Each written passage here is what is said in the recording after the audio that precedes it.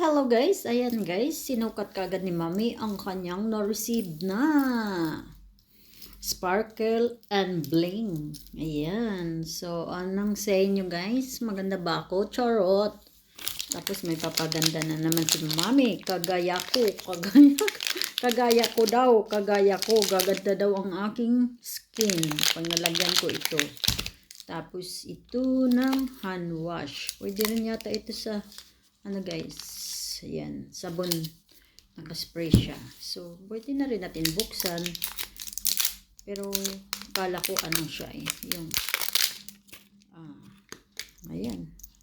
Ay, naku guys, ayan, gaganda dito si Mami sa sabon. Chuk, chuk, chuk, ganyan guys sa mukha niya. So, at ang kanyang hand cream pa ito, sana na whip lotion, bleaching. Ay, naku, sus ko, pampaganda ito lahat.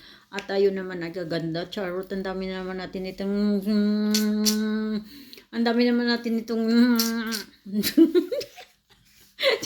napatawa lang ako, guys. So, thank you sa nagbigay. Shout out. Love, love, love, love. So, very appreciated talaga.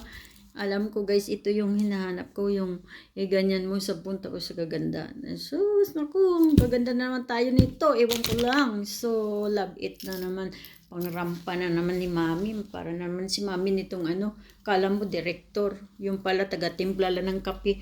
Ay, naku, charot, di bali lang taga-timpla ng kape. May pera naman. O, di ba guys? Ganun lang talaga yung buhay dito sa York.